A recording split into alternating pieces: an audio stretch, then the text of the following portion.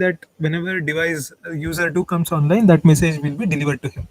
Okay, whenever user 2 gets that message, that user 2 will send an acknowledgement saying I received this message, and that will be propagated to user 1 again, and that is propagated, and then that comes as like double tick and also in gray in color.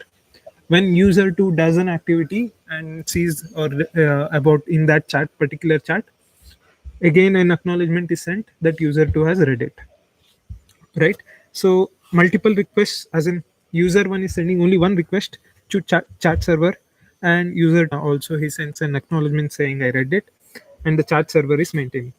What's the if we just implement one chat server to do all this, obviously we cannot scale. That is one problem. And the second thing is, how do we maintain connection between user 1 and user 2, as in uh, chat server should also maintain uh, this chat server should also maintain where is user 2, the address of user 2, right? You cannot do this with http request response like http rest requests. You should have the connection open so that the connection is as much real time as possible. Also, there is one other way of designing it. Whenever user 2 comes online, he always asks the chat server, do I have any messages all the time? Chat server sees the messages waiting for user 2, it pulls it. Okay, that's how some email systems work. Okay, there is one centralized server which has all the messages directed towards user 2, and whenever user 2 asks, polls, do I have any messages, or comes online, opens a email server, a request will go to chat server. Chat server will pull all the messages intended to come to user 2. That is also one way, but that does not work very well for chat applications. Okay, so usually traditionally in this document, where is the in that website they're talking about load balancer directly, an interface between uh, uh, here one second. In If you look at the high level diagram, directly connecting to load balancer, so there is a better way of doing this. Instead of our request everything going to one load balancer, and you can always say load balancer can scale and all that. There is this much matured application instead of using load balancer here. In fact, for any such applications, they are called API gateways. If you are familiar with AWS, you might have come across this gateways. What does this gateway do? There is a very good article in Medium, why and when to use gateways. I'd recommend you to go through it. I'll just quickly open what are all the services which are given by gateway. So I'll tell you where we are using gateway. Say if user A is talking to user B, they're interacting through gateways. Connect to one gateway, similar to how it talks to load balancer. It used to time I was explaining gRPC, as in the protocols in which the gateway talks to different microservices can be different. Okay, and there might be 10 different microservices which the gateway can talk to, but the user is agnostic of all that. He just talks to API gateway 1, and it's up to API gateway.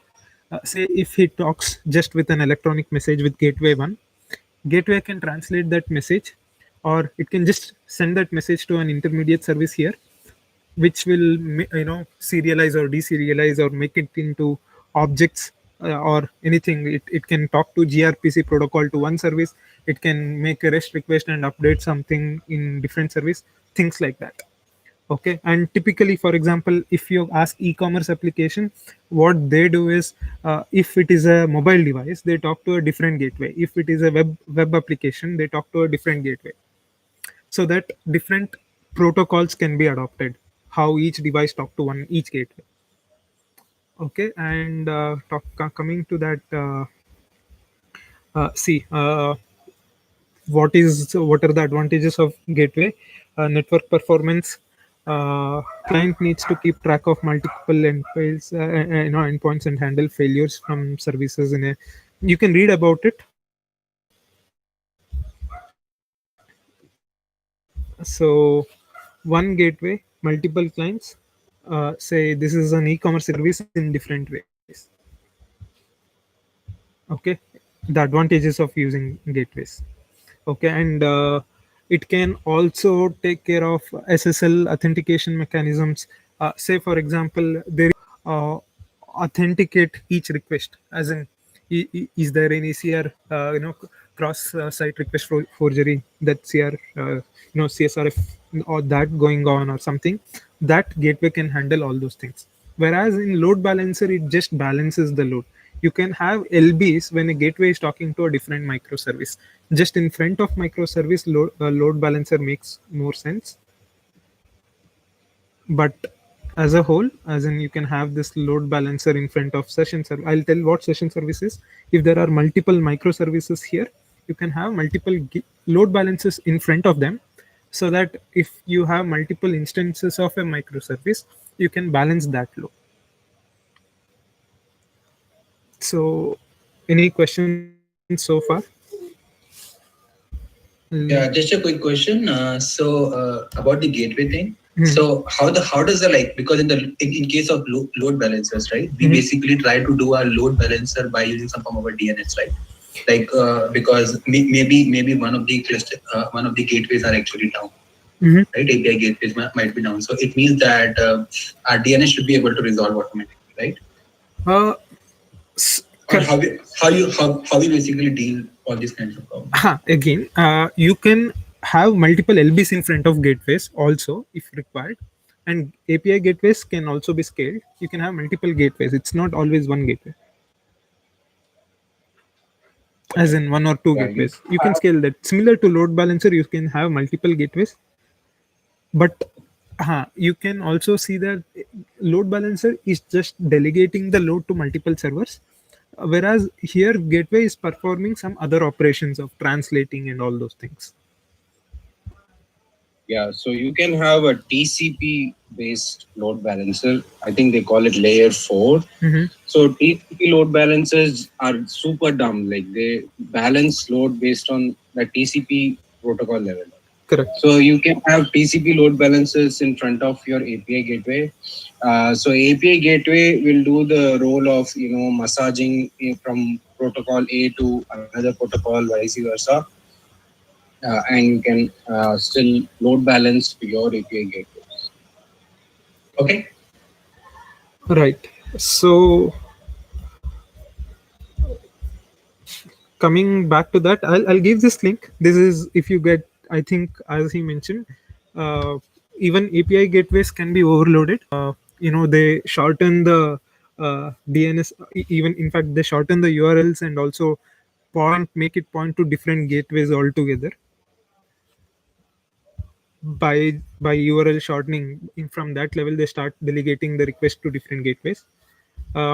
Coming to uh, the next layer, here what are gateway services doing? Gateway is talking to client. Say for example, gateway 1 is talking to client 1, and gateway client A, and gateway 2 is talking to client B. Here I am just this layer is for authentication, as in everything inside a gateway belongs to one VPN, and gateway is talking to external customers.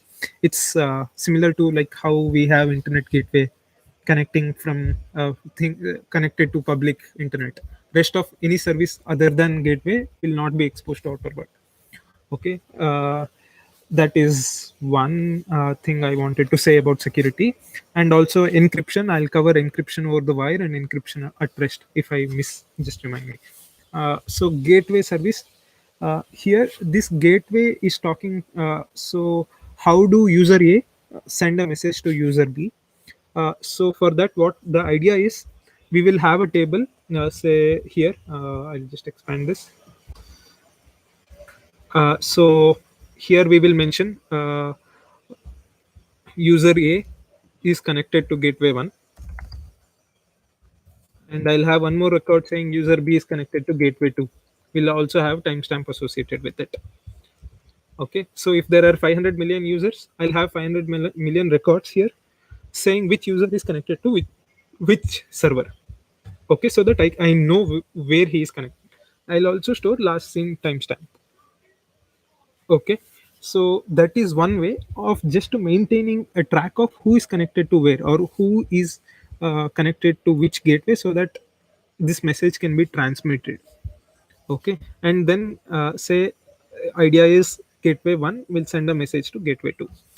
Let's say, or if B goes offline, and then when he reconnects, if he comes to gateway 3, gateway 1 will send that message to gateway 3 and send a message to gateway B, hypothetically. But typically how they do it, when user A sends a message to gateway 1, you update the session, as in, now when user A comes online, opens his message, he connects to gateway 1.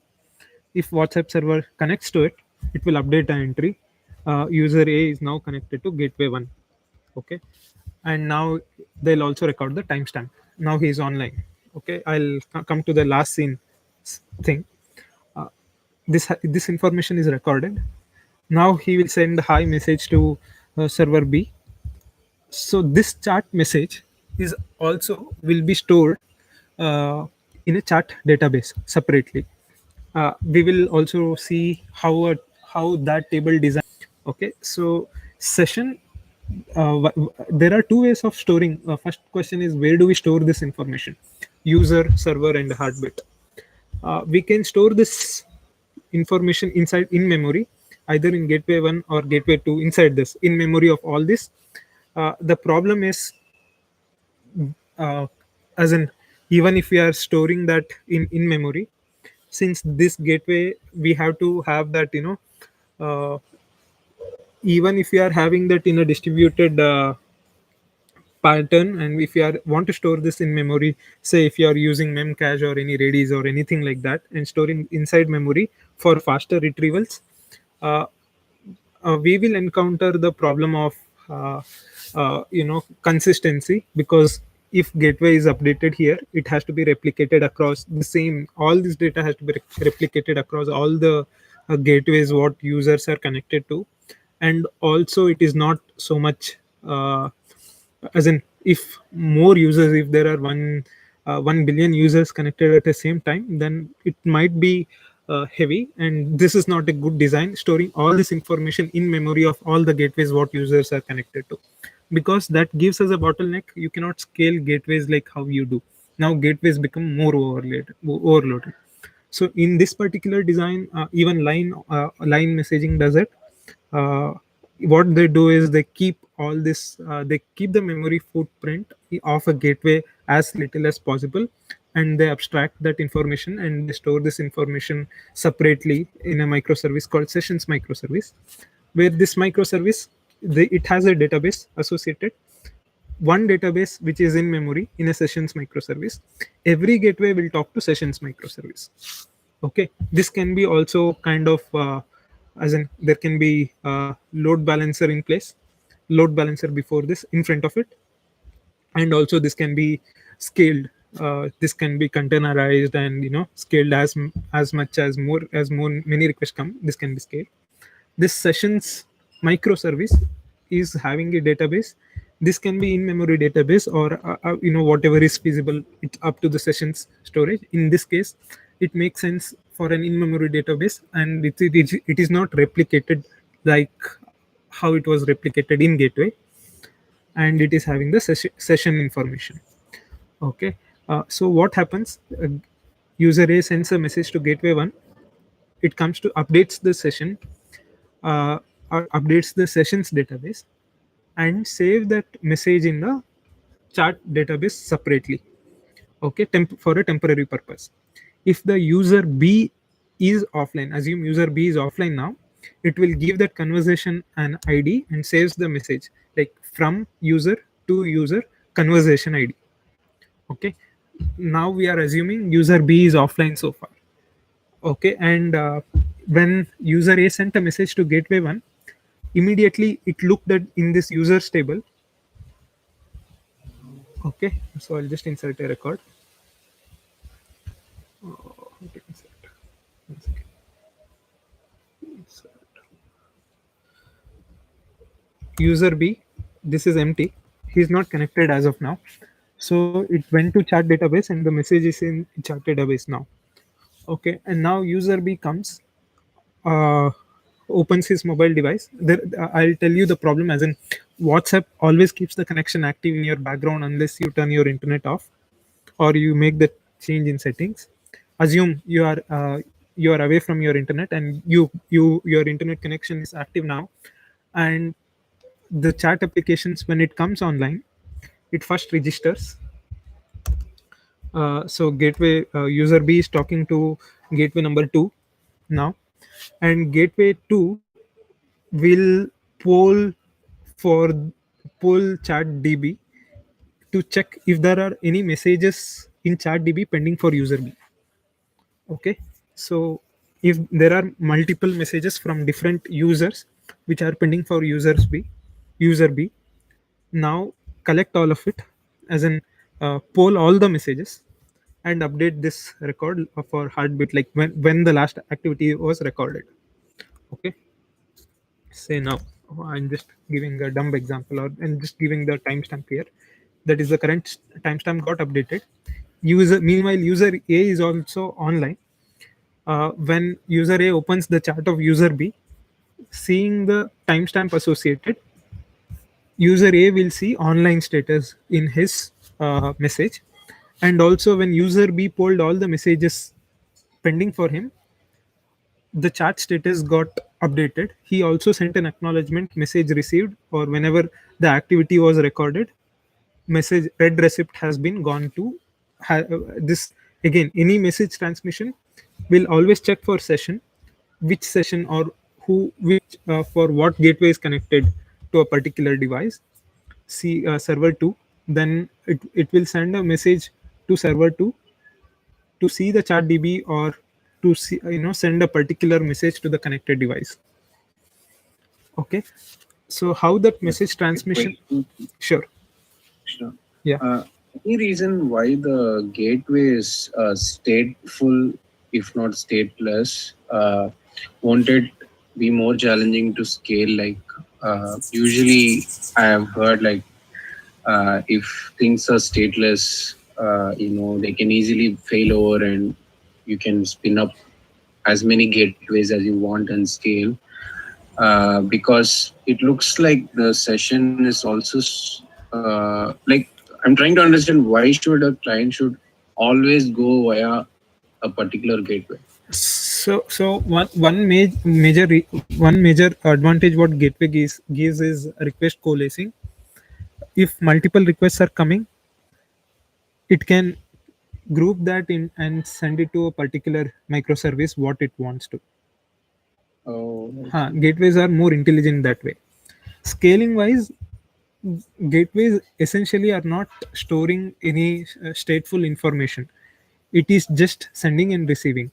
Assume say gateway 1 is connected, so client can have that failover logic as well, or any lb can have the failover logic as well. There, if you see, right, it is essentially routing this information in a more more intelligent way, rather than storing anything. So that's why we abstracted the sessions from you. If we wanted, we okay, could. so it is stateless. Yeah. I thought it was storing some state. As in, it depends on our application. I have seen some stateful gateways also, where it stores So, some device so information. you will be using the load balancer to route requests always via a particular gateway for a particular client, if that gateway is online, so that you can take advantage of that request Coalescing. aggregation. Yes, all that. So, I see. Interesting. Okay. I have couple of questions. Number one, like why the communication is happening via gateways? Why don't the A and B, once they figure it out, why we cannot set up a direct channel of communication between A and B? Why it has to do through gateway? Can't we set it up as a client server? For example, both can become a client as well as a server, and they can both talk with each other. So that gives, as in that takes, as in that is possible, peer to peer, like directly stop communicating via any server. But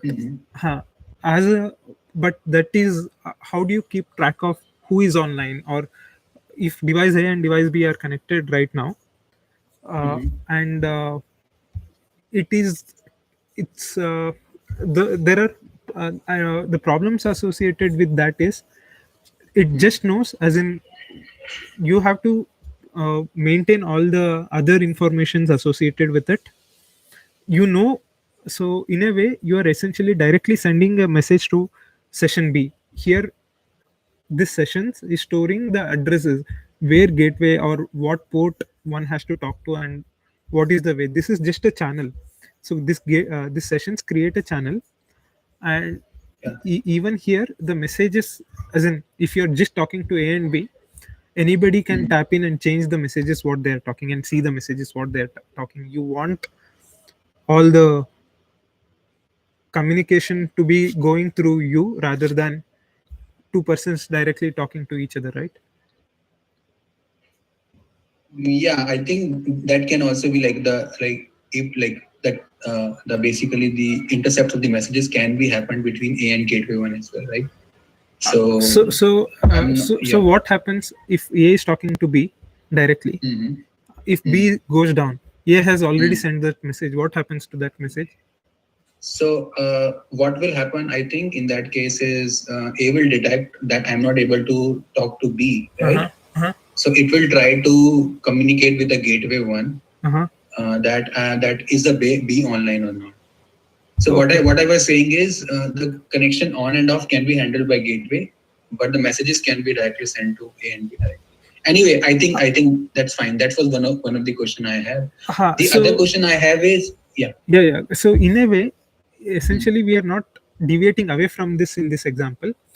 As in, asynchronously, we are storing the chat in a chat database. We are getting where is, as in, service discovery is maintained by gateway itself, or like where user B is connected to. Once A knows where B is, it is essentially doing all this task asynchronously and sending a message to B directly. As in, it is keeping a lot of steps. the only thing which is happening is it's increasing the number of hops, right? Here. So, for example, let's say you are sending a message to your friend, assume, and who is actually sitting next to you, right? But what will happen in this case is, let's say, and the gateway is located, let's say, across continent, assume, for some weird reason, right? So you will basically send a message one from your continent to other continent. Then that continent will figure it out where your friend is located, and from that continent it will send the message to you, right? So it is increasing the distance and increasing the latency. Okay, so that is not happening for every message. Once the service discovery is in place and gateway one knows whom to talk to, so till the point it is getting acknowledgement, it is talking to user B via WebSockets. Directly, you're saying? Not directly through the gateway itself, but the website, as in it is not asking the sessions again and again. Okay. Till it is getting the acknowledgement. Okay, that's fine. Also, I have a small doubt because I think I got a little lost when you were talking about the gateways versus the session, right? Okay. So what does exactly sessions choose? Just that the particular user is connected to particular gateway. That's all, right? So it can do multiple other things. It can store the information of last seen. If user A is sending the activity request, say for example, if I'm making any other activities inside my phone, as in which essentially not related to a particular chat. So I can open a message and be online like that, and then it has to differentiate what is a user generated message and what is a system generated message. For example, my device is just active, my internet connection is on, but I'm not using WhatsApp as of now. In that sense, even though there are communication and gateway knows my device or whom I am connected to, so in that sense it should be able to detect that this user is offline, and this message what I'm receiving from the device B is not essentially the user activity. It is a so things like that sessions can do. It can I see. Auto sessions, or as in we can add more features to it. It can be so to your point, it can be just a database somewhere, instead of application in application, but we can make this sessions application more resilient and more intelligent if it is an application detecting whether it's a user generated activity or it's a default activity. Okay. Okay. And the last question is related to the gateway, right? And what exact state because you mentioned that these are more like a stateless things, right? The gateways, uh, right? yeah, so take that with as in that is very subjective because there are two other applications where I have seen they are also storing more device IDs and UI IDs in gateway itself in memory for some of the use cases if we talk. So it I would say it depends, as in if Okay. you can find some Yeah. examples where you find stateful Yeah. examples. Yeah. I've Because my okay. Yeah. Go ahead. I've seen like API throttling, rate limiting, right? Correct. Those are like cases where you need to keep a track of the user so that they don't like overwhelm your servers. Correct. So those are places where gateways will try to store something, remember something, so that they can limit your requests. I see. That's one thing I've seen. Yeah, because my understanding was when we say that the A is connected to the gateway one, here connection means that there is a socket open or some form of network socket open bit at the gateway one. Is that not what your design is, or there is something deviation? Because if that's the case, it is not easy to move the sockets, right? Uh, sorry, can you come again? Like user gateway is opening a WebSocket connection. No, Sorry. what I'm saying when you said that A is connected to the gateway one, right? And I'm assuming we are not building a web application based on the HTTP requests, right? Correct. We are right, because it typically means that if we do with HTTP, then it means that we have to send a lot more requests, right? Correct. We are having WebSocket Right. connections. So yes. So it means that the socket information should be stored at the gateway one for A. Am I right? Correct. So it means that we cannot move that information because that is like a more like a memory stuff. So it means I'm not sure whether it's possible or not, but it's not very easy to move the socket information from one gateway to the other gateway. Am I right? Correct. So assume. Yeah. So I think I got your question. So what happens if gateway one goes down? Again, you have to move all the connections which the gateway one was holding with all the devices. Maybe gateway one is connected to 100,000 devices. You have to remember all these connections and fall back to some other gateway. Correct. And it means that we have to also clear our session table as well. Am I right? Yeah, so typically what happens is, say your gateway, there is this service discovery, there is a service, I have not spoken about it, there is always this health check basically, which is always checking whether the gateway what user A is talking to gateway 1, whether this gateway is active or not. Okay, it is meant so Okay. assume what happens if gateway goes down. We already have the information in our sessions that all the users who are connected to gateway 1, correct. So you can have a backup for a API gateway, hot backup, which will always have connections as connection details associated. It will check the sessions table, connect all the users who are connected to gateway 1, update it, and establish the connection again. Basically, we are serializing all the connection objects, the WebSocket connection objects, and putting it in a persistent storage so that in case gateway 1 goes down, there will be another gateway that will pick it up and load it up in memory and try to connect to those clients. Correct. If I'm not correct. Okay, makes sense. I have not seen this pattern though, because I come from a strong HTTP REST background, so WebSockets is all new to me. So yeah, thank you. Thanks.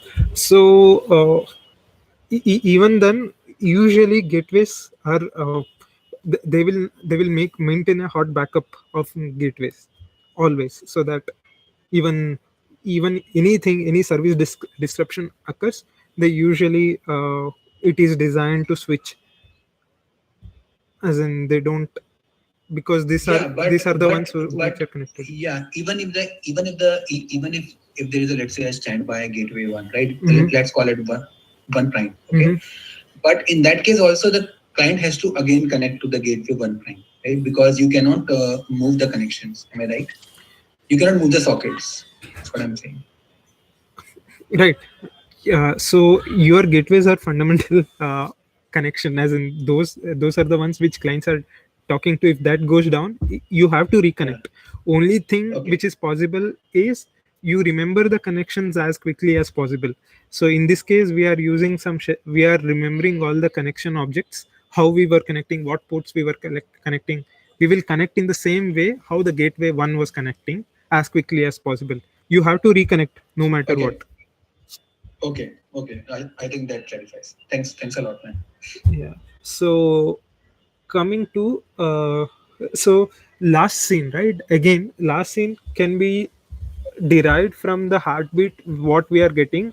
Sessions can essentially say user B, whether this is a user generated activity, or in user B it's a, as in, it's an activity directly done by the user itself, and keep updating the heartbeat check. That is one way. Or essentially you can build a microservice altogether separately. The advantages of having a separate uh, microservice for just for the last scene functionality, that serves multiple purpose, as in whenever for example in Facebook, whenever you open the chat window, you see green buttons, icons across all the users whom you are friends with, correct? That also means it also has to check who are your friends, check the activity data of them, and then give you whether they are online or not, correct? As in, you can see their timestamp associated with the server which they are connected to, and then see if it is like less than 3 seconds or less than 3 4 seconds or something like that. You can configure, and then it will say these are the users who are online. So such decisions for a users can be bought. Or you can also have this pull mechanism, like every time you come online, you basically say, uh, you know uh, give all the list of my friends and see whether they are online or offline. That is, you can pull.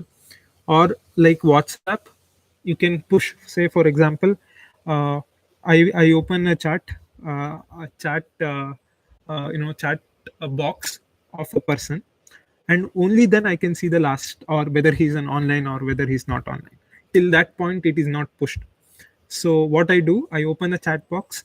By in the back end, it sends a message uh, to last seen microservice, for example, to check whether that user is online or offline, and then I receive whether that user is online or offline.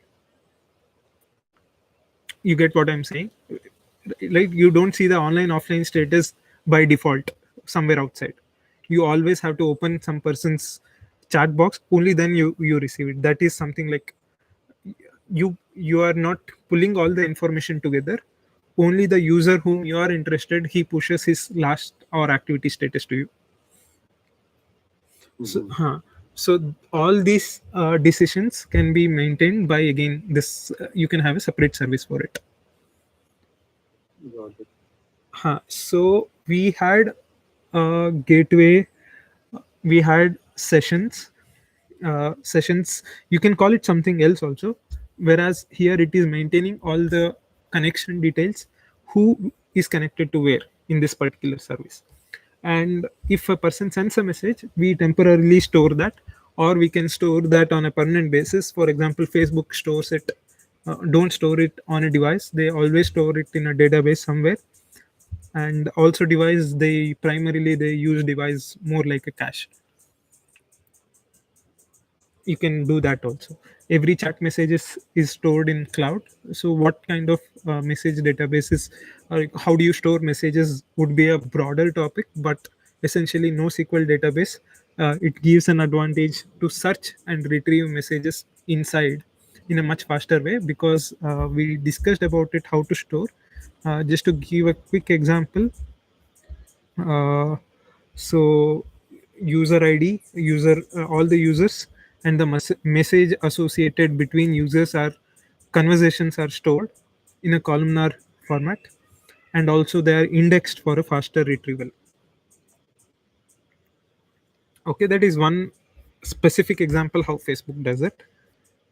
uh, if if I have time in the end, I can go over it again. Okay, so Uh, sorry, please go ahead. Somebody was asking question. we- um, so I've always like wondered, like whenever I see architecture, like how can we scale this like geographically? You know, because WhatsApp is like billions of users, if I'm not wrong. Mhm. So let's say I'm like in US talking to my mom in India, right? Mhm. Let's say I'm most likely connected to a gateway in the US, like a server in the US. Correct.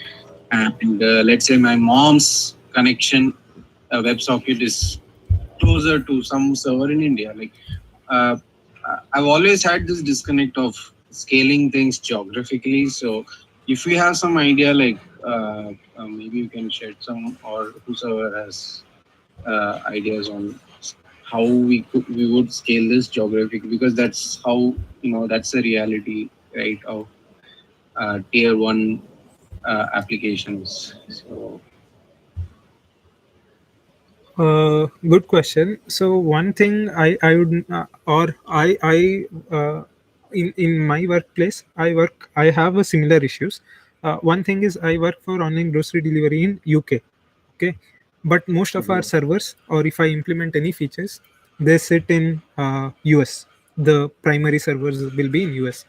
One thing I cannot avoid is the transatlantic delays of sending messages or receiving messages. Okay, so that is inevitable. So usually services which are required are very region specific, that has to be stored uh, locally, or closer to the user. In the sense, there might be features like as in this example, right, in this particular WhatsApp example, uh, Uh, we know which gateway are talking to which ones. Okay, mhm. internally I can have uh, uh, uh, the better example is, one second, I'll just show you an URL. There is this company I was working with, which was into online messaging system. One second. Mm, one second. Every message you send to a particular server will be replicated across 7 continents in backend. Oh my God. Okay, I'll So you have a primary source of truth, uh, and then you basically have async replication to all 7 regions. geographic location, and servers over there will basically feed off of that secondary replication storage Correct. to display things. Correct. So you can see here, every message you send to a particular thing, you can see it is replicated to North America, Europe East, and Asia East. Okay, Every message is in fact right now it is 10 times more, as in they replicate 8 or 9 times.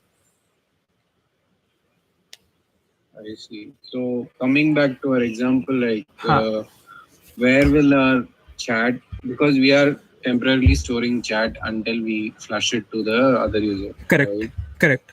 Uh, so where would Ha. we ideally So let's say let's assume India, right? India's billion population, like let's say that we are dealing with that scale, and like where would these things be? correct. So in this Where case, would even this is a messaging queue or message system itself. They use it, this particular company, for building chat applications. Okay, see. So here, even the same thing. Whenever you send a message, it go to a this is called data stream network. Any data, it goes to a centralized place where it replicates in a different, as in uh, for example, in WhatsApp, for your question, if we are sending a message, right, the chat message, the payload of the message, that can be replicated to different regions at once. Whoever wants it can read it from that place. Oh, As I in, see. so instead of here the flushing out of a message, say for example, every message, if it is coming through a database, for example, or assume it is coming through a server, okay, which is not essentially database. I am always sending some message to WhatsApp server, right? That I am talking to a nearest server, which is nearest server which is nearest to me, and that will always have a latest message replicated. As in, they replicate the message because storage is cheaper. They keep on replicating message. Every time you send message to one WhatsApp server, that can be replicated 10 times more. Oh, okay. Got it. So maybe I will send this infrastructure. This might be helpful for you. Yeah, thank you, Yeah. Krishna. Thank you. Yeah. Just a quick question. When you said that every message is replicated, so I'm assuming some of the worker or some of the service is actually trying to replicate everything asynchronously behind the scenes. Correct. Yeah. So even that, and they do it in a much more intelligent way. As in, this replication is again a challenge, right? So Yes. they make optimizations in a CPU level so that even that replication is not taking our normal HTTP routes. Okay. So I think there is a But Quora post but about that how to replication, replicate. but that replication should happen as quickly as possible, right? Yes. So in this case, in this infrastructure, it is less than 9 milliseconds or 4 milliseconds. Okay. I was actually curious how they replicate because Yes, there is a blog I can share. Yeah. Can you? Yeah. Thanks a lot. So you can read here. Routing a message through network takes as little as 4 to 9 milliseconds of latency, often resulting in an end-to-end experience of 30 to 40 milliseconds for any transatlantic communications. Okay. So you can see they have dedicated lines, network lines across.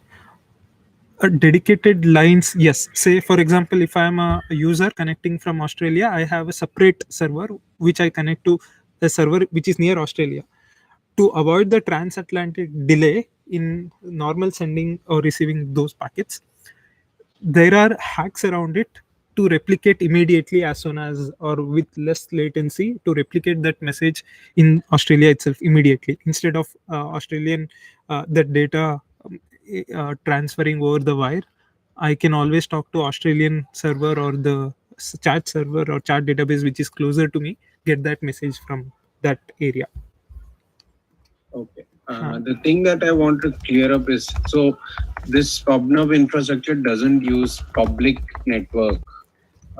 Like they have their own dedicated. No, they. local I don't know if I can tell this over and- the call, but they use AWS. Oh, okay. Got it. I'll just. Sorry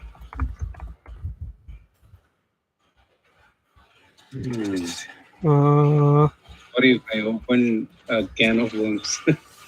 Yeah, this is a broad topic. I can. He has answered this question a long time back, so I can give that. 1 second.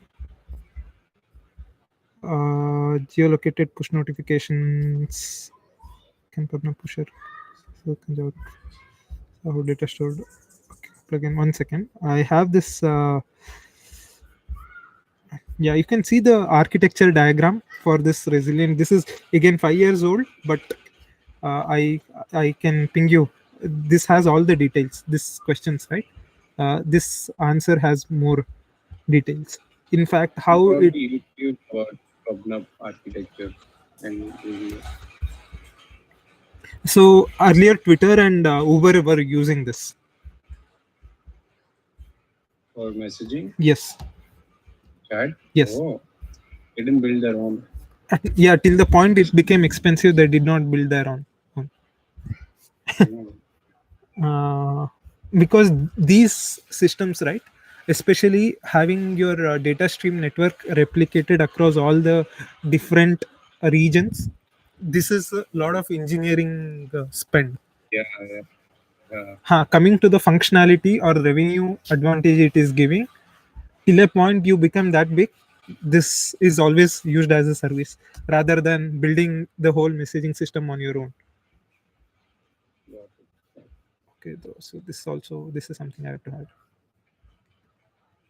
Oh, this is like a global Kafka, like a pub Correct. sub. Correct.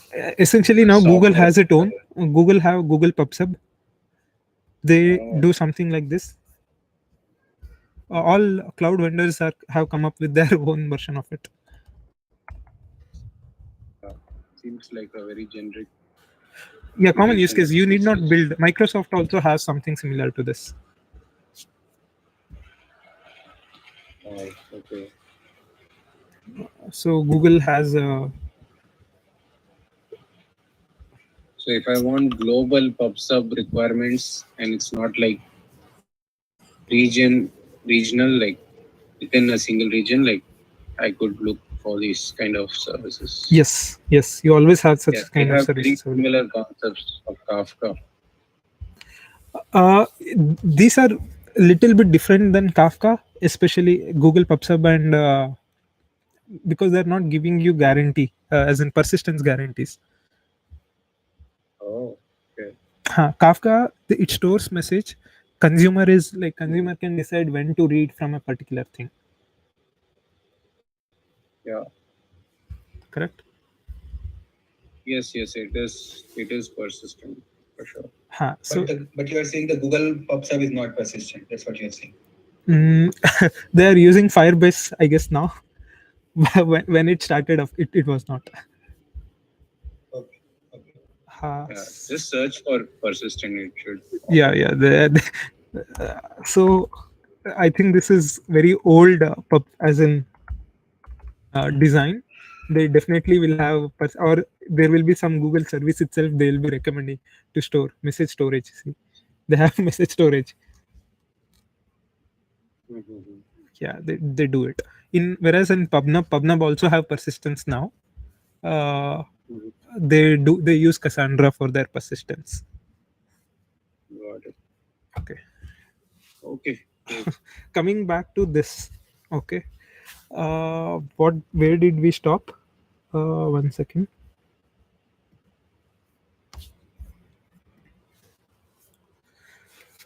One thing we did not cover is group message. Group messages are always expensive. Why? Because one message has to be sent to 100 different people, 200 different people. Correct? How do we do it? Again, we can have a microservice for it, where we always have a user associated with each group, so that each message has to go to each group, right? So user can send I say, once I create a group, say if it is a system design interview group, if there are 100 users or 200 users, all the user IDs of 200 users will be stored in this. Okay, assume this is a hash map. Okay, every time I send a message, this session will detect, okay, this is a group message, and hash it.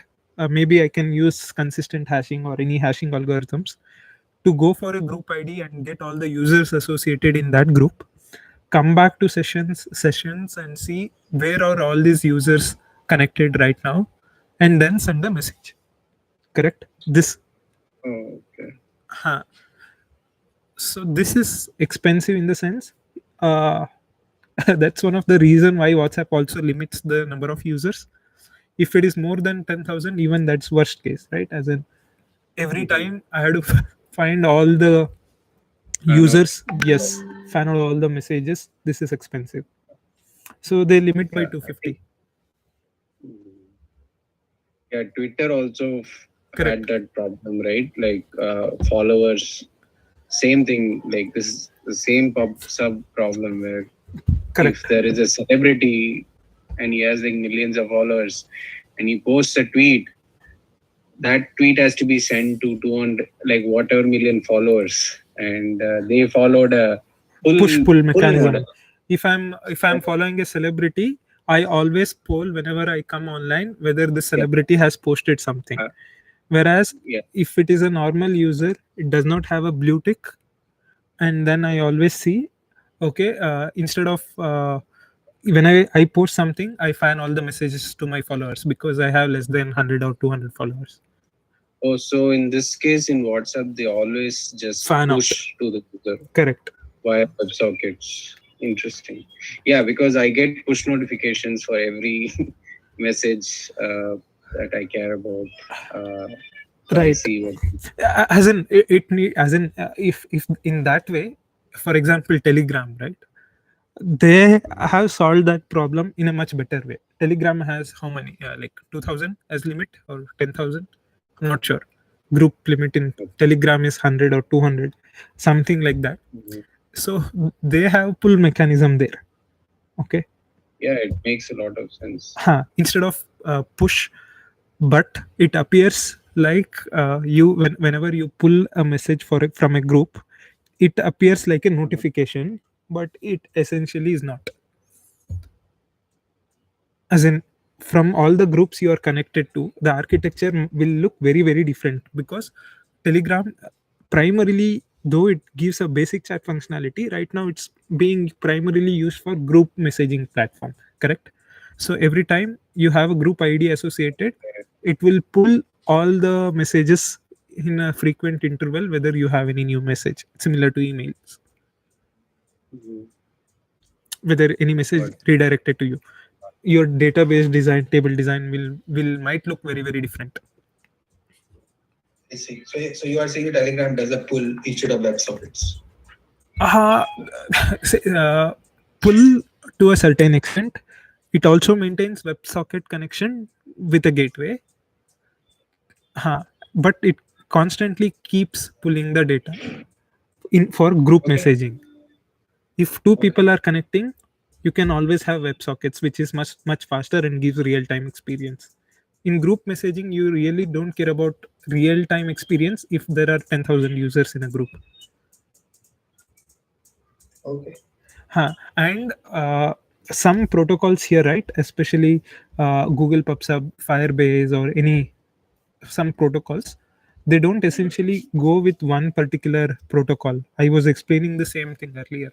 You can have a model where for this particular functionality I will have uh, I'll use WebSockets. For this, as in whenever user comes online, I'll always poll, and then I maintain WebSockets, things like it. You can always play around it. Okay. As in there is no one particular protocol you can say you will always use uh, you know WebSockets. Here in WhatsApp also might use long polling for few of its services. I see. Okay. Okay. uh, Now what group messaging, so one thing I have not covered here is how do we use message queues here, or where will that come into picture internally for, say, if gateway is talking to user A, right? Or if a chat database, every message which has to go to a particular group, all this internally I can have some queues redirected. Every communication I am talking to user A, I can pass it to an internal message queue and then do it, so that I always send a message in order. So which is very important. Okay. Can you explain again? So, for example, in this, I have determined that gateway 2 or user B will talk to gateway 1, or gateway 1 and 2 will talk to each other. For simplicity, let's assume this, okay? One second. This and this will talk to each other, okay? And sessions has given that information to us, okay? We know the addresses, and A and B are connected. Uh, and User A send message with a payload. That payload, uh, gateway 1 received it, stored in ChatDB, or determined session information is updated. uh, okay, it is gateway 2 is talking to gateway B. Now gateway 2 will get that message. When it is talking, right, user A sends one more message, and it should not happen that the second message comes before the first message. Okay, so to maintain that, whenever gateway 2 is talking to user B, it can always have an internal message queue. Why? It can persist that data, what information is sent to user B, and the ordering of it. In case a particular message has not gone, it can wait or retry that message. If it is still not gone, it can send and take an acknowledgement to A saying that this message was not really delivered, retry. Okay, so that message delivery semantics come into picture here. Exactly once, at most once. You can configure based on your chat application or the why you're based on your chat application. What I'm saying is you can implement, if that is the question being asked, how do you make sure user A always receives a message in a particular order, or how do you make sure user A always receives a message? All this can be handled by implementing a message queue specific to user B. Yeah, I was thinking more along the lines of how TCP packets they use the sequence number and they kind of reassemble packets even though they arrive in different order. Yeah.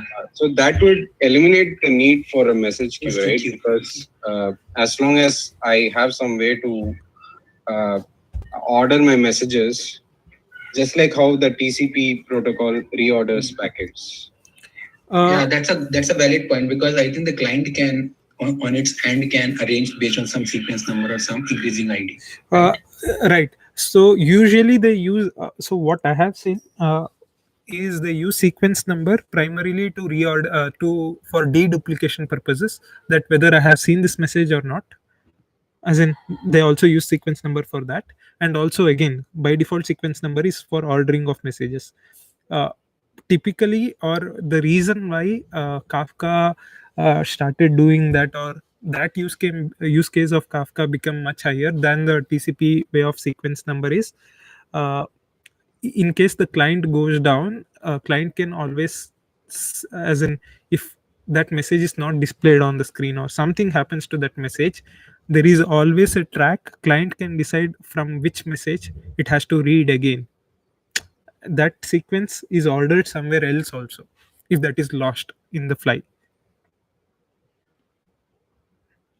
So for example, if you're just relying on the sequence number sent as a TCP packet, if you lose that information, say sequence packet 1 and packet 2 has like 1 and 2, number 1 and number 2 for simplicity, right? If for some reason that message became corrupt and that was not displayed on a user device, that message is lost forever, correct? And there should be some way of telling the user that you lost message number 1. So message queues gives that functionality. I see. So you're technically you are saying, let's say B receives message number 2, but the B doesn't receive message number 1 because of some reason. Let's say something crash or something bad happened. Correct. Then the B will never receive message 1. Correct. So you are saying if the B hasn't received the message number 1, it will also not receive the message number 2. Right? Because that was guaranteed by the message queue, that 1 will always be delivered before 2. Correct. So one that is always guaranteed, and the queue will always keep trying to send message 1 itself, as in you can devise it in a certain way, or before seeing the message 2, client, the B will tell, I had to receive something but I did not receive. Okay. Just one additional question with respect to queue also. So you said that we will be using some variation of Kafka or some other similar messaging. Is that correct? Here. Yeah. Right.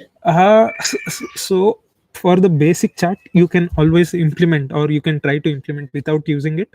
But such ordering and such use cases, it's always good if we use it. So we have always Okay. those things covered. And what I read about Kafka and other messaging queue is they basically do a data partitioning based on topics as well, right? Within a topic, Correct. they have data partitioning, right? Correct.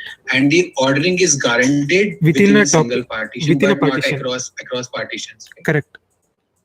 So how you will guarantee that the message, for example, let's say the message one went to the partition one of topic one, and message two went to the topic one partition two. So how will you guarantee that ordering? One is So I can hashing. answer that. Okay, sure. Yeah, go ahead. So, from a Kafka standpoint, right, like ordering is only guaranteed at the partition level.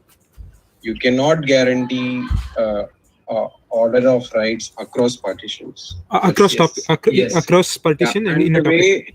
the way Kafka does it, it's very similar to what Krishna just mentioned. They have something called partition buffer. So you have a producer thread in Java or whatever language you write. You'll have a producer thread, and that thread will accumulate messages. Let's say it will accumulate like 4 or 5 messages together in its partition buffer, and it will try to send it in groups.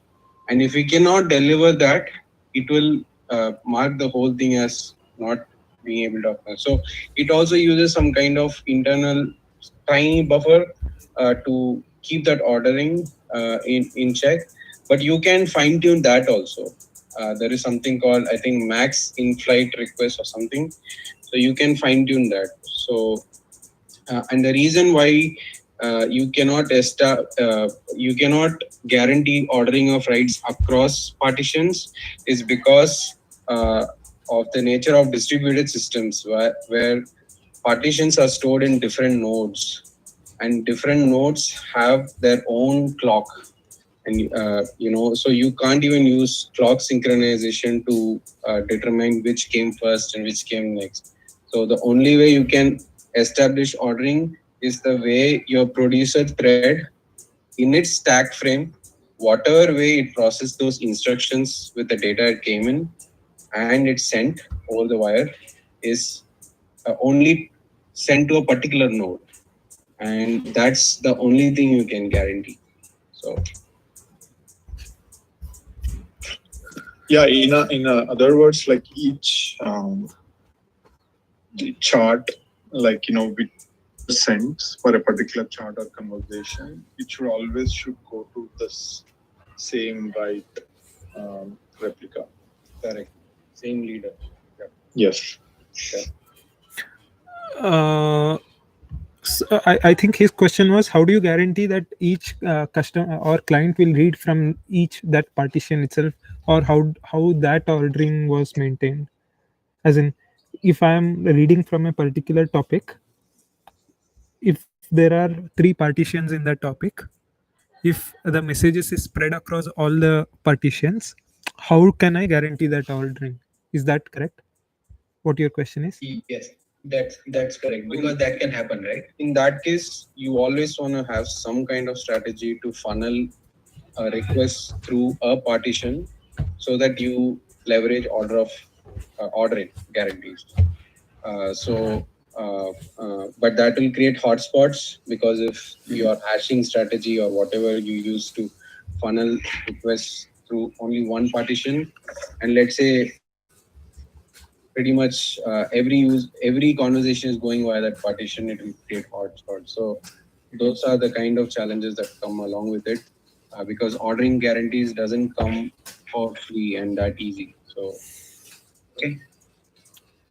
But there are other, for example, banking application, right? If you deposited and then withdrew versus you withdrew and then deposited, the ordering is super important there. So you need to give up and you need to pay more attention to ordering guarantees. But there are cases where ordering doesn't matter. So you can pretty much leverage and put messages in any partition and scale really well. You know what I'm saying? So, it really depends on application to application in terms of ordering guarantees. Yeah. Also, there is a concept called consistent prefix reads. So where every message, when it goes to the same partition, right? So, so there will be order, we can maintain using the concept called version vectors. So, like the other person mentioned, if it is on the same node, you can use the vector clocks. If it is like partitioned across different nodes, there is no way the order can be guaranteed. So the conversation or the chart should, that's the reason it should always go to the same node when the write happens, so that we can leverage using either version vectors or the consistent prefix reads. So this all depend on the, if it happens before relation, if the two things happen before, if there is a I don't know if you know about causal dependency. So if there is a causal dependency, which means if some event happens before other, then we can make use of version vectors. Otherwise, we can say that those two things happen concurrently. Yeah, I think that's correct. That's, I think, what is the basis of the word, like a version vector clock, right? That if there are independent events, you cannot do it, right? You cannot have any relationship. Right, exactly. If before relation, we cannot do that. Yeah, I get that point. Just one question because I'm not very much familiar about Kafka and other things. So can the topic be, so the partition happens at a topic level or at a Kafka cluster level? At a topic level. At a topic. At a topic level. And here when we are just creating a Kafka queue, so when we are sending a message to the B, so that is itself is a topic in itself, right? So every client have its own topic name. Is that correct? You can design it the way you want. You can have multiple topics talking to each customer, as in if client B can read from multiple topics for different messages. It's not always dedicated. It has not to be dedicated like topic always. And topic is maintained somewhere in a cluster, and up to the client that you can see always, okay, which topic to read from at what point of time. That decision is taken by the consumer. Okay, and so if that's the case, let's say I have access to many topics, right? And many customers are writing to a topic. How the B will know that he's authorized to read the message from the topic or not? So that was the confusion I had actually. Did you get that? So then there is this encryption comes in, right? As in topic also comes with access. As in you can have as in authorization to read or write to a topic. Who can read, who can write, all that can be configured. So so my question was, I think I understand what you're trying to say, but let me clarify my question one more time. So let's say A sends a message, okay, which is for B, okay, to topic A, okay, and topic 1, okay, and then C sends a message which is for D to topic 1. Is it possible or not?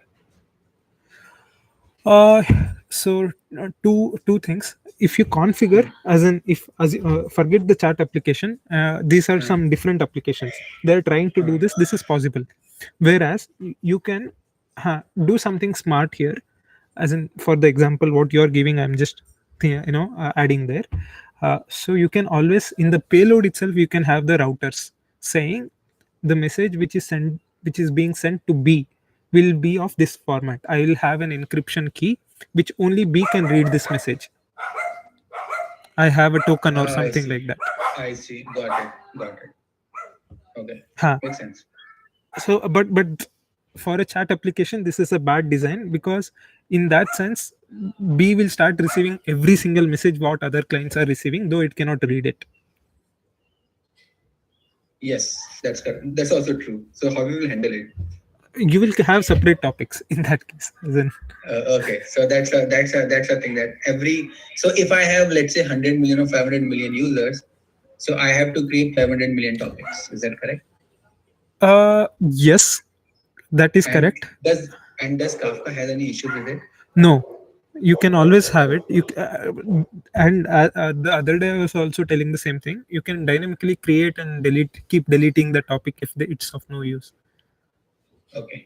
Yeah, actually, I want to point out one thing that Kafka has static partitioning, which means you need to decide ahead of time, like for your topic, how many partitions you want to have.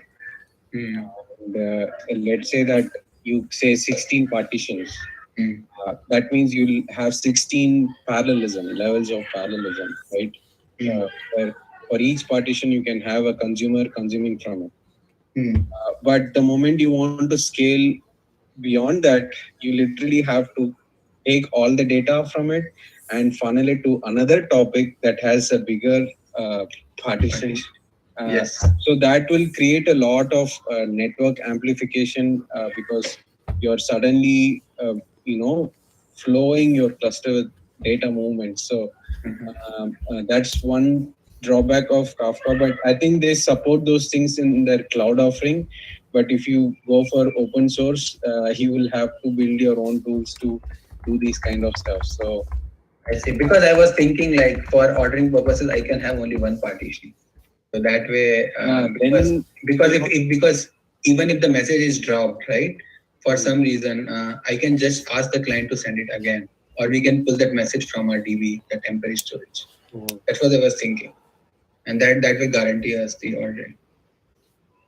So anyway, I think that's a good point. Actually, I need to read a lot. So, like, one question though to everyone. So, instead of using Kafka, like, what is the drawback of going with any database? Like, anyway, we need to keep every message durable, right? Like, in case of fair use, like, we don't have to do, disk write every time. We can just write to commit log and, which is append only for any lot of databases support that. So that, like, partition would be much easier than, like, thinking about or like making it more complex with the Kafka. Actually, Kafka at the core is what you just mentioned. It is just a distributed persistent log. So if you take a database itself, the commit log is only for recovery and replication. But Kafka is like the main purpose of Kafka is just distributed append only logs. So from that perspective, I see Kafka as more simplistic because it's super dumb. Like you give it a message, it will literally write it to a file, and then you give it another message, it will write it in the next line. It just does that. It doesn't do anything smarter than that. So that makes even like if you use the hard disk where it's mechanical, like they love sequential writes and reads. And since append only logs are completely sequential, it makes your throughput like blazingly like amazing. Like you can, that's why Kafka is able to scale so much, is because it's dumb, like super dumb. And yeah, I think what you said is correct. Like, that's why I was thinking, I'm just thinking loud, like, the trade-offs between going with Kafka than, something like sequential writes database. So the point I'm trying to make is like only drawback, not drawback, but you need to be careful with how you design with Kafka is like, some of you mentioned the partitions and, you need to mention it before, like, upfront. Whereas, like, if you are using any kind of, database, so the partition part will be, much, control. Like, you can use consistent hashing or whatever that works. Like dynamically, you can change the partition, number of partitions and all that. Correct. With a much simple, way. So correct me if I'm wrong, Krishna, but I've heard that Hadoop, HDFS, they support dynamic partition. Like for example, let's say the size of your partition grows to, let's say, 1 GB, they will split that into two halves, and now they will basically have dynamic partition. Now they have two partitions, and then it kind of like grows and shrinks, right? Yes, Uh, yes, they have yeah. it. In fact, HBase have it. Multiple things recently they have it here also. I'll give an example, a very similar example, but in a different approach. Say 1 second. I'm just was Yeah. explaining I the other never day. heard of partition in HDFS. Maybe HBase is, but not HDFS. Right? Yeah, so this is HDFS not is a simple partition. concept of name node, right? So no, this is not partition as such. You are correct. This is not partition. I'm just saying the concept is there where you are increasing the request. Say for example in HBase, they have this data node is essentially a region server. If the load goes inside a region server, they immediately start writing to a different, as in they split it and it will create one more region server and start handling the other requests. I'll have the design somewhere. 1 second. I see. So in that case, these things are much better than Kafka, right? Because Kafka, it has these constraints, and these databases also offer indexing, if I'm not wrong. Right? See, But that comes at a cost, right? Because indexing means that if you're writing now data, it will be much more expensive, right? Usually they do asynchronously also. So that's kind of the lines that I was thinking. So Yeah, exactly. So indexing may not necessarily happen at the same time. Like you can just write it to commit log and done. Then behind the scenes, whatever the updates or indexing that you want to do, you can do that. But I think for chart, it's indexing is not much. And does Kafka keep data in memory also? No. No, it's always the commit logs. Correct. Yes. I see. In fact, they don't go to normal normal way of using CPU also in Kafka brokers. I see. So the brokers always, whenever they receive from any publisher, they dump into the log, and whenever any consumer wants it, it basically reads the log. That's all it does, right? Correct. Yeah, it's that dumb. And the logs are basically written in a separate file for per topic. Is that correct? So when you talk about formats, it actually accepts requests in a binary protocol. I see. Which means you can have any format, Avro or protocol buffer, or JSON. Literally, you can, whatever way you can transform your data in bits. Yeah, like that's mainly the serialization and the deserialization part, right? Yes. All I'm saying is, but it basically stores in that format for a particular topic. That's what you're saying. It stores. It doesn't try to understand your messages. It actually stores in binary. So even the messages store doesn't try to understand, the broker doesn't try to understand for a particular topic as well.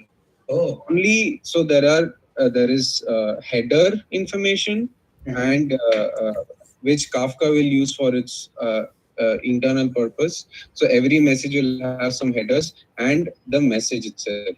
That message can be in any format. Kafka will not even try to read it. It's like, I won't try to even look at your thing. Okay. Do you guys have any good resource for Kafka? Like I'm always struggling. I don't know why, but I always struggle to find good thing about Kafka. There is one person in Udemy.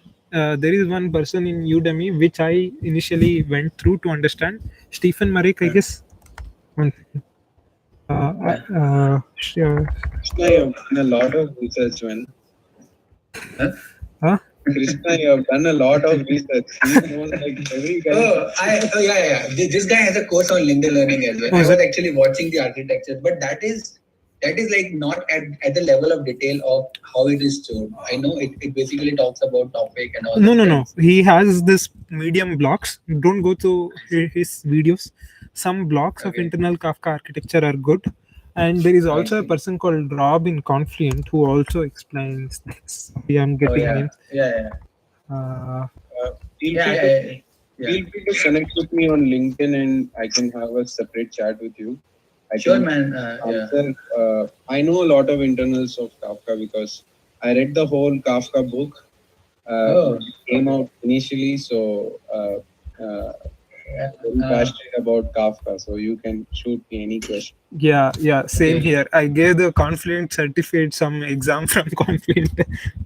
Okay, then I think I will ping you Any guys of on us. WhatsApp then to get the resource. So yeah. Did the other person you also gave the certificate? Now these people Confluent have certification program.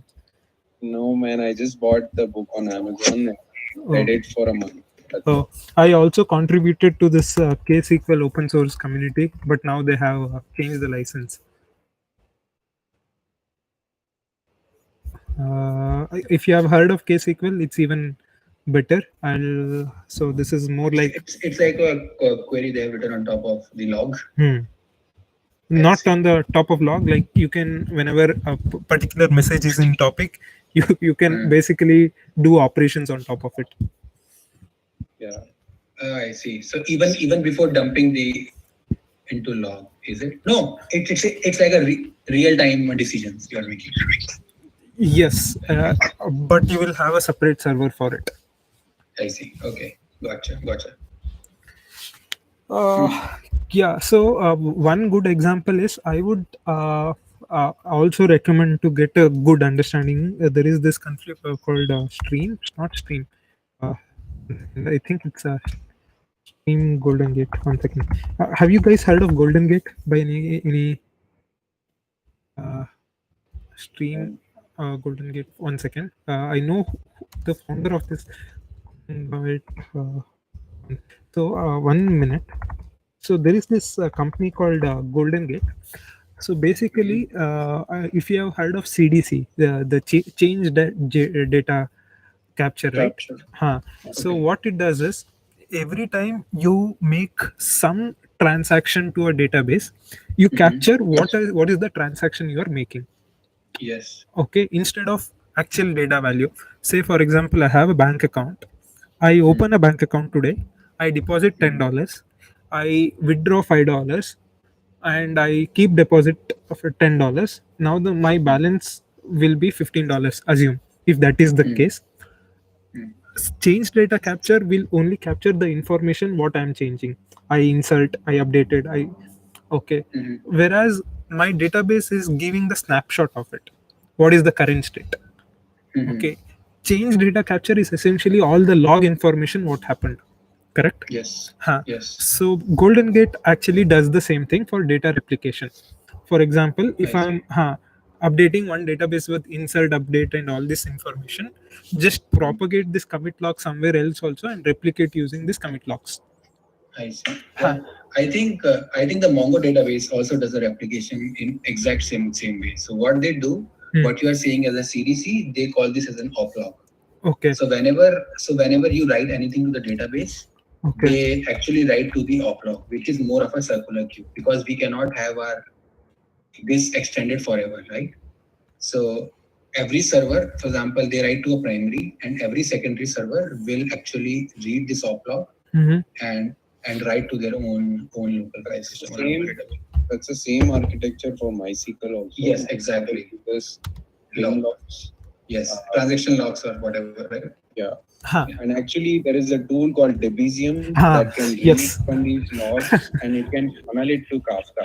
And I think the Kafka agents are many of the Kafka agents are built like that. So they basically read the logs and then keep on applying the changes. Yeah. So similar to change data capture, right? This so if we have to uh, compare or understand Kafka better, this assume Kafka is storing only that commit logs instead of storing the latest version of transaction. Okay, so that's a good analogy to make where you are deciding whether to use a database or whether to use Kafka. If you want the log information or sequence of information, Kafka is a good place. If you are not interested, if you just want the storage or the latest snapshot, then you can decide of using, make a decision of using the in-memory database or any memory database as such. So because the question or the debate here was, this was always a topic of debate, as in whether to use a database or a persistent message storage platform, as an in-memory database. That also you can use, or also you can persist data for 7 days, 5 days, 3 days, something like this. Okay, what is the better approach? Yeah. So usually question comes, what kind of data we are looking at? Are we looking at a snapshot of data, or are we interested on sequence of events? Okay. Somebody here also answered the same way, but maybe I'm repeating. So if you're looking for sequence of events, Mhm. then Then Kafka is better, because uh, consumer can read with offset. With it can see like what happened. It can have the history of it. okay. And if somebody is reading just in memory stuff, then we can have anything, right? Correct. We can use memcache or something like that. I see. So Yeah, basically, sorry. Kafka is giving you the same behavior as Q gives you, any local queue. Yeah. Really. In You this can- stream of events example, I thought like it's giving you first in first out. So yeah, that is true. Uh. But the key difference, you can read up difference between RabbitMQ and Kafka, for example. And so like in RabbitMQ, for example, it has advanced ways of delivering messages to a consumer. So it has a push model, whereas Kafka has a pull model. And also one more thing is you can also configure RabbitMQ where you can say if someone read a message, if the message got delivered, get rid of it. It will just delete it. Yes. But in Kafka, it will stay persistent. And so there are like a lot of subtle differences. Another example is, let's say you want to have some kind of priority queuing.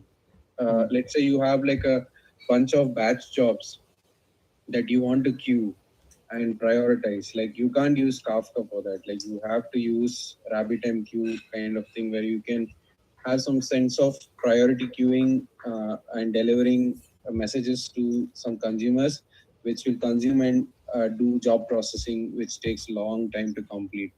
Whereas in Kafka, like consumers have to have heartbeats, they have to constantly connect and say that they're alive and while they're consuming messages. So there are those subtle differences. That I think that is one of the key reason why Kafka become popular in such a Yeah. short time. Yeah. Because you build an infrastructure, you don't worry about your clients. Whoever wants it, they will worry about how Yeah. they want to read They the will message. take it whenever they want it. Yeah, I think that makes sense. Like either you will burden your infrastructure or you burden your clients. Yeah. They So suffer from a problem called back pressure, where since RabbitMQ delivers messages, you have to consume at the same rate as someone is producing. Whereas in Kafka, since things are all stored somewhere, consumers can consume at a different rate than producers can produce. So things like that makes them a huge, what to say, at advantage compared to RabbitMQ. yeah, and that's the reason they're Correct not me if I'm typically wrong. I think for Kafka, you can set like a priority Kafka producer or something, priority Kafka client, something, right? Like if you want to. you can have a have- consumer who reads messages in a different priority, but you Right. cannot have a broker to do that. So Okay, for I broker, heard somewhere, I'm not sure. no, but for maybe- broker, it is just as somebody mentioned here also. Broker is just dumb. You can have a consumer who is more intelligent to read messages from a particular offset. As in, I always read the latest offset. I don't care about the sequence. If that is the priority, that this one consumer can make that decision, whereas still broker cannot make the decision of how do I prioritize that logic. I don't think Kafka broker can make that. It just stores it in a distributed way. It's up to consumer how to read it, when to read it. Consumer is intelligent, broker is dumb. Whereas in RabbitMQ, broker also makes some decision of prioritizing and do all that. Anyways, I gotta go, guys. Yeah, But thank thank you, Krishna, again for driving this. I think you're knowledgeable and